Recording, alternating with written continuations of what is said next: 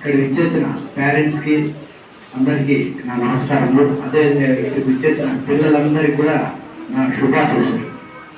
చాలా సంతోషం.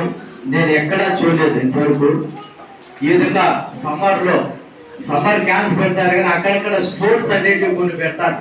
ఈ వలలు కట్టేసి ఆటలు నేర్పించేది, కానీ ఈ విధంగా సాహిత్యము, అందులో తెలుగు సాహిత్యం నేర్పించడం అనేది చాలా గొప్ప విషయం. ఎందుకోసమంటే ఇప్పుడు మన ఏజ్ వాళ్ళంటే పిల్లల తల్లిదండ్రులు బాగా గమనించండి. మన ఏజ్కి ఇప్పుడు జస్ట్ ఉద్యోగాల్లో చేరిన సాఫ్ట్వేర్ ఉద్యోగాల్లో వాళ్ళకు ఎంత తేడా ఉందో మీరు గమనించండి. అసలు వాళ్ళకి తెలుగు అనేదే రాదు, రాసేది రాదు, చదివేది రాదు. ఇది ఎక్కడికి వెళ్తుందో అనేది కూడా అర్థం కాని పరిస్థితి అయిపోతుంది.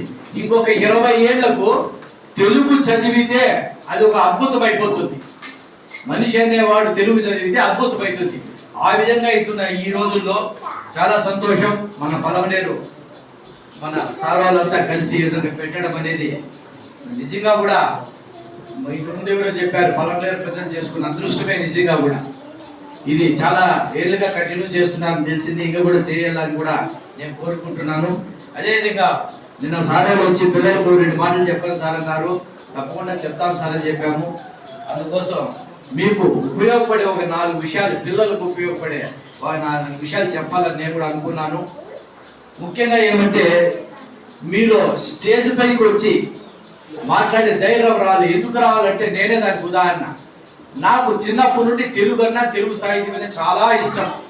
ఎంత ఇష్టం అంటే నేను ఆ అబ్బాయిని అడిగినాను ఎన్నో క్లాసు సార్ వాళ్ళు, అతను వచ్చి చెప్తాను 8 నుండి 9 పోతా అన్నారు.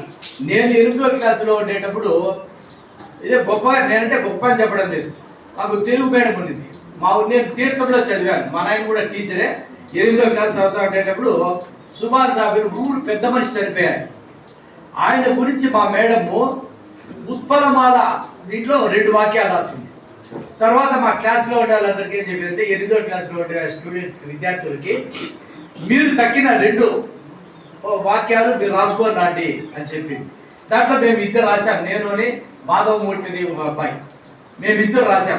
అంటే అంత మాకు ఇంట్రెస్ట్ ఉండింది, అంత మాకు తెలుగు పైన ఇష్టం ఉంటేనే ఏదన్నా కూడా మనకు వస్తుంది, నేర్చుకోగలం, లేకపోతే రాదు. చదువును కూడా పిల్లలు బాగా పెట్టి తెలుసుకోండి. చిన్నపిల్లలు ఇష్టంగా చదవాల, కష్టంగా చదవకూడదు. ఏదైనా సబ్జెక్ట్ కానీ ఇష్టంగా చదివితే ప్రతి ఒక్కటి ఈజీ అయిపోతుంది. చాలా మందికి మన మేడం గారు చెప్పినట్లు తెలుగు అంటే రాదు, తెలుగు అంటే కష్టం, ఏం లేదు. తెలుగు చాలా సులభం.